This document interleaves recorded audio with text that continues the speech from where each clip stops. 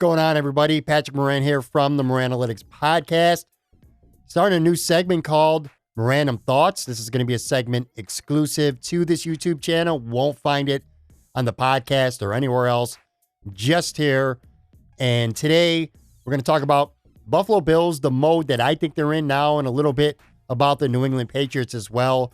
And I'm not going to waste any time, so let's just get right into it. When it comes to the Buffalo Bills, if there was any question whatsoever about what they're doing right now, those questions were answered within 48 hours of, I don't even want to say free agency, let's call it the legal tampering period. The Buffalo Bills have very clearly activated win now mode. I mean, that's not even a dispute anymore. That's not even a debate. It's not even a question. This team is being built to win and to compete, not just to make the playoffs, but for a championship right now in 2020.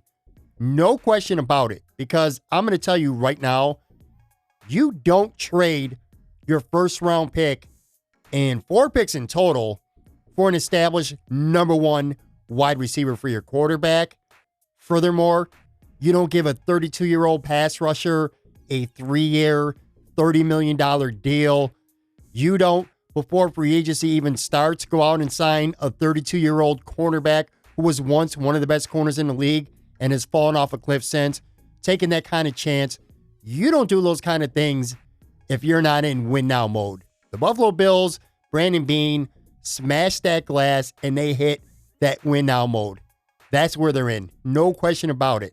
Is it the right call? Absolutely it is. You know, on my podcast last week, I had a conversation and it kind of focused on what the Bills' philosophy would be. Are they going to continue to slowly build, sign a couple guys, continue to draft well, and build for the future? Or based off last year, when the team was 10-6 and made the playoffs, were they going to go for it? Are they going to go out and make a couple big splashy moves and have a roster that they thought could compete for a championship right now? Very clearly, it's been the latter, as it should be. And it couldn't come at a better time, because the New England Patriots might be done. They might be done. Losing Tom Brady is one thing. And in fairness here, I don't want to be a hypocrite. I've made an argument a couple times on my podcast over the last handful of months or so that I don't necessarily think the Patriots would be worse off if they lost Tom Brady, because I think there's quarterbacks out there that are better than 42-year-old Tom Brady, okay? Not Tom Brady, the icon, Tom Brady, the GOAT, the greatest of all time. I'm talking about 2020 Tom Brady, 42, going to be 43 years old. He's just not the same anymore. So losing him and picking up somebody else, depending on who it would have been, maybe whether it was Phillip Rivers, they could still get Andy Dalton. There's guys out there that I think maybe when it comes to only the quarterback position would have been just fine. But see, here's the thing. They lose Tom Brady. The offense wasn't very good with Tom Brady to begin with. So far, at least early on, they haven't really done anything to address that offense. And furthermore, the strength of this team has been, for a while now, the defense. And that defense has taken a beating since the start of free agency. They've lost 4 guys, 4 pretty prominent players on that defense. Linebackers, Kyle Van Noy went to Miami. Jamie Collins, I don't know where he went, but I forgot off the top of my head. But he went somewhere else. He's gone. They lost Danny Shelton. They lost Duron Harmon. That's 4 pretty key defenders there. Center Ted Karras went to Miami. They've lost a lot. New England might not even be, and I know this sounds crazy to say, but based on the way the Dolphins played down the stretch last season, including beating New England in Foxborough at the end of the year, and what they've done in free agency so far, Miami's had a very, very productive free agency period. They've signed some good players. You factor all that in, having a top 5 pick in the draft, I'll tell you what, New England might not even be the second best team in the AFC East in 2020. Miami is right there with them. In terms of Tom Brady, I'll talk more about him and how I think he fits into Tampa and his future there. I'll do that on Friday's podcast. I don't want to get too far off track here and take up too much time. But yeah, I'm not sold on New England even being the second best team in the AFC East, let alone the favorites to win the division anymore. It's Buffalo's to take. And that's why they're in the kind of mode they are. Again, win now. Let's talk briefly about a couple of the moves. Obviously, the big one, trading for Stephon Diggs. I love that trade. And I know some people say, that the Bills paid a pretty high price to get him. But honestly, I really don't buy that. Part of the reason why, and I understand, is because DeAndre Hopkins, it was like a song and a dance to get DeAndre Hopkins. Not the case with the Bills. They gave up 4 picks, including the first rounder. But you know what? The 5th and the 6th rounder were gifts. Guys that the Bills last year were going to cut anyway. So those picks mean nothing to me. A 1st and a 4th for Stephon Diggs, I'll take that 10 out of 10 times. 10 out of 10 times I'll take that. And if the Bills were going to move up and get a wide receiver, first of all, I know it was all about Lamb, Judy, and Ruggs. They might have had to move up in the top 12, 13 perhaps to get one of those guys, and that would have cost a lot more than a 1st and a 4th. I like Diggs. You know what you're going to get with him. He fits this team absolutely perfectly. He's signed through 2023. He's only 26 years old. He's been in the league for 5 years. Really good production. Even last year with all the issues with Minnesota, still had 1,130 yards and 9 touchdowns. 2 years ago, he had 102 catches. Very reasonable contract, between like 11.5 to 12 million or so. Again, through 2023, this is the player that the Bills needed on this offense. There's no more excuses for Josh Allen. More on that in a minute. But I love this. I love every single thing about this pickup. And then at the top, I mentioned 32-year-old pass rusher, Mario Addison, 3 years, $30 million, $14 million in the first year, like around $15 million or so in guarantees. Again, a player that I really like a lot. He's had at least 9 sacks the last 4 seasons. Now they lose Shaq Lawson, and he's not as good as Shaq Lawson against the run, but he's a much better pass rusher. I like it a lot. Lots of activity. A.J. Klein, he'll be there to take Lorenzo Alexander's spot. I don't think he's a Lorenzo Alexander. He's all right. That position's not all that important because they're not going to have 3 linebackers out there that often. So I'm fine with that. Quentin Jefferson, there's your Jordan Phillips replacement. A lot of people are saying he's a better football player. 2 years, $13.5 million. Saw a stat. I got to credit Ryan Talbot from NewYorkUp.com. I'm just going to read to you what he wrote. Jefferson had recorded 39 pressures over the last 2 seasons while playing about 55% of the snaps in Seattle. Of all the free agent defensive tackles, only Kansas City Chiefs' Chris Jones, San Francisco 49ers' Eric Armstead, and Dallas Cowboys' Malik Collins had a higher pass rush win rate than Jefferson in 2019.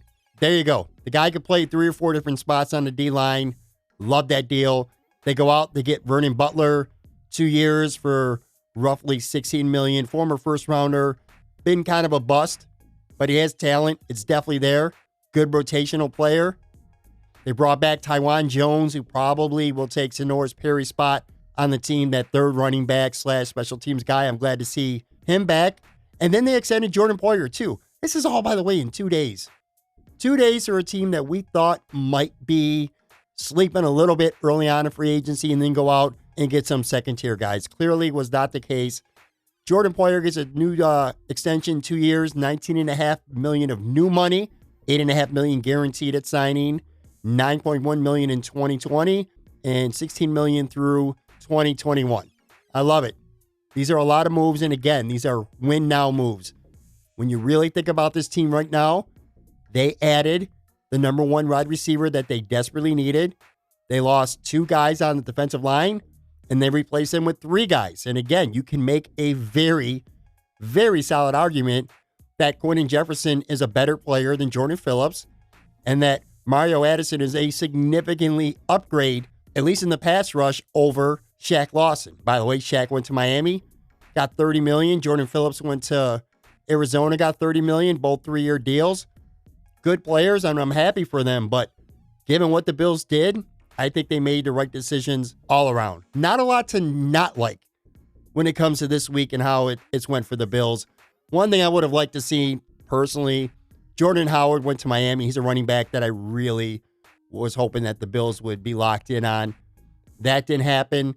Plenty of running backs, at least as we tape this right now. Lamar Miller's out there, Chris Thompson, Carlos Hyde, Peyton Barber, Deion Lewis, Jalen Richards. So there's lots of number 2 running back options out there. I'm not too concerned. I feel like the Bills will take their time and get a guy that they can get at a very good deal. So anyway, I'm not a big fan of the Josh Norman signing, which happened a couple weeks ago. I really hope that they go out and get someone in free agency before the draft, and or they take a cornerback early in the draft, because I'm not comfortable with it either being Josh Norman or Levi Wallace playing CB2 this year. I'm just not willing to be comfortable doing that. So maybe he'll prove us wrong. And if he does, great. But I feel like at this point, realistically, 32 years old, the best you're going to get from Josh Norman is that he's not a total liability out there. But anyway, we'll see. Here's the bottom line with this organization right now. After these moves, it's crystal clear. Like I said, it's win now mode. At the end of the day, ultimately, it's all about Josh Allen. He has to get better.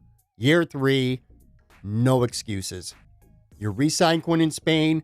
The entire offensive line is back. You're running back the offensive line. Whether it's Cody Ford or Ty Nsekhe at tackle, doesn't really matter. Tight ends are back. Dawson Knox goes into year 2. He should be much improved. And again, most importantly, you go out, you get Stephon Diggs, and now you have a wide receiver tandem, or a trio, I should say, between Diggs, John Brown, and Cole Beasley. That's one of the better, I don't want to say the best, but it's certainly one of the better wide receiving tandems in the NFL, and they still might add to that. You got Devin Singletary at running back. Everything's there for Josh Allen. His third year with Brian Dable. No more excuses, man. He's got to get better. It's as simple as that. The roster around him is built to win right now. He's got to get better. And if he doesn't, I hope it doesn't come down to us, but if he doesn't, if at the end of the season he's no better than he is right now, and he's already reached his ceiling, we may find the Buffalo Bills in the same situation as the Chicago Bears. And we just saw that with Mitch Trubisky. They went out.